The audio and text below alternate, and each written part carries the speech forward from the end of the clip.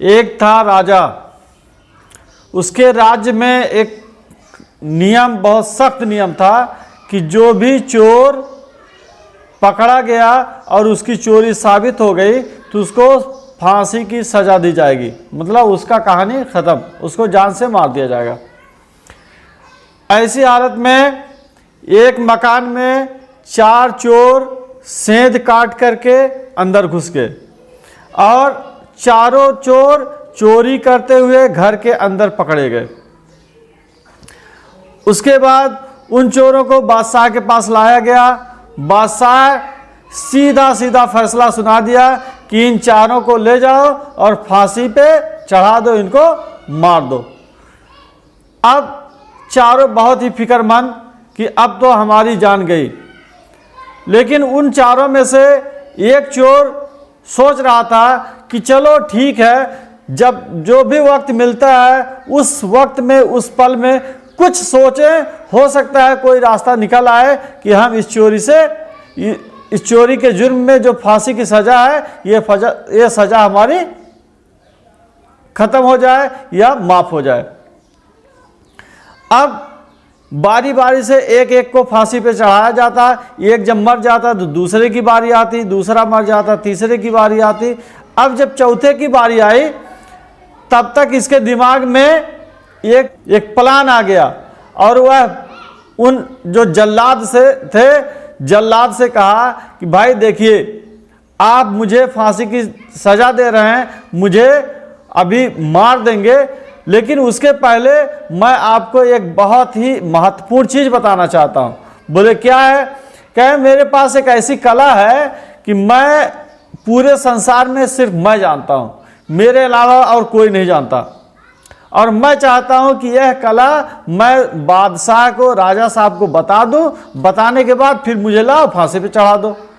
तो वो लोग कहे कि ये जो है कोई ना कोई चाल चल रहा है, कुछ नहीं, इसको चलो फांसी की सजा चढ़ा दो, इसको मार दो।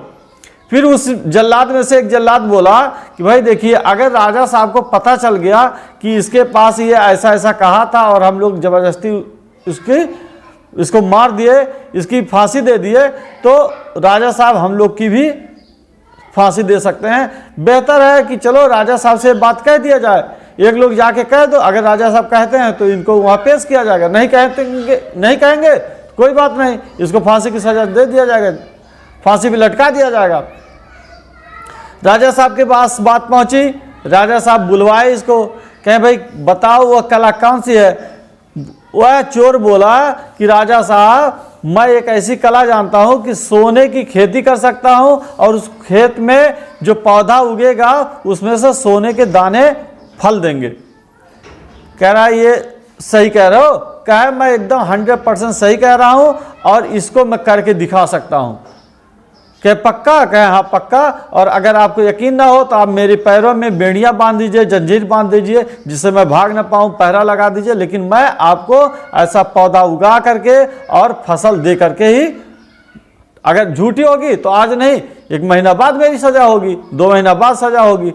तो राजा सोचा चलो ठीक है, देख लेते हैं, अगर ऐसा हुआ तब तो हम दुनिया के सबसे अमीर बादशाह हो जाएंगे, और देख लेते हैं, देखने में क्या जाता है जब इतना चैलेंज करता है।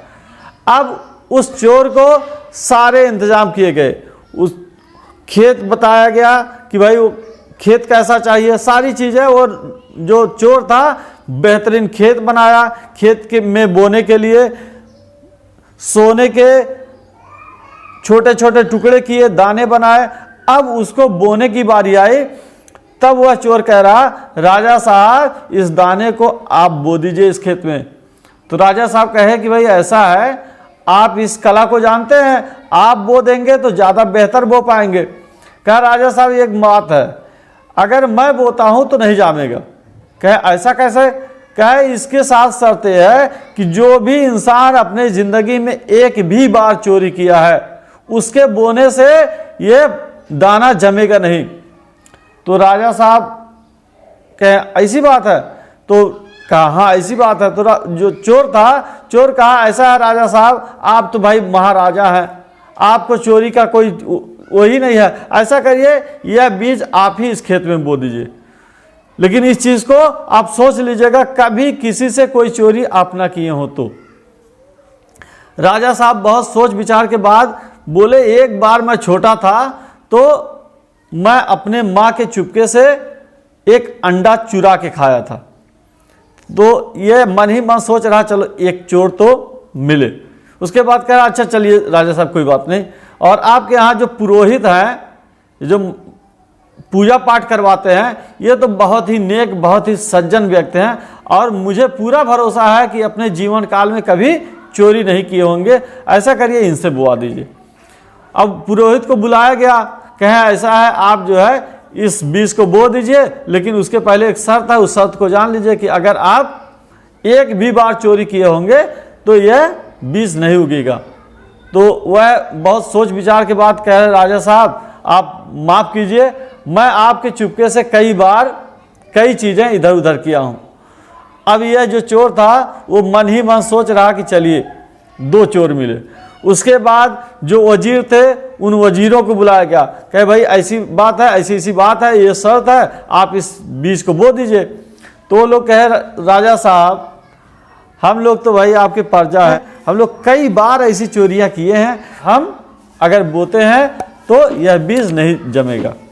तो जो चोर था, चोर कहा चलो राजा साहब छोड़िए कोई बात नहीं, और आप जो है चोर की जो सज़ा देते हैं, चलिए वो सज़ा हमें स्वीकार है, और आप एक काम करें कि हमको फांसी की सज़ा पे चढ़ा दीजिए, फांसी की सज़ा दे दीजिए। लेकिन एक शर्त ये भी है कि चोर सिर्फ मैं ही नहीं हूँ, जितने चोर हैं आपका नियम हर चोर पे लागू होता है, और हर चोर को एक ही सज़ा मिलनी चाहिए जो मुझे मिल रही है। जो बादशाह थे वो समझ गए कि यह जो आदमी है बहुत ही चालाक है, और यह कोई कला नहीं जानता था, यह सिर्फ अपनी सज़ा को हटाने के लिए, सज़ा को ख़त्म करने के लिए चाल चल रहा था। बहरहाल उसकी सज़ा हट गई, उसकी सज़ा को माफ़ कर दिया गया, और वह फांसी के फंदे पे नहीं चढ़ा। इस कहानी से यह सीख मिलती है कि अगर हम कितने ही बड़े संकट में क्यों ना हो, उस स्थिति में भी हम अगर आराम से उस संकट से निपटने का कोई रास्ता तलाशते हैं तो कोई ना कोई रास्ता उसका जरूर निकल के आएगा। और यह हम सबको बहुत ही गौर से सोचना समझना चाहिए और इस पे अमल करना चाहिए। और मेरा इस वीडियो के माध्यम से आप लोगों को एक संदेश है कि हमेशा कितना भी बड़ा संकट आए आप घबराएं नहीं, उसका कोई ना कोई रास्ता तलाशें, कोई ना कोई रास्ता जरूर निकलेगा। धन्यवाद।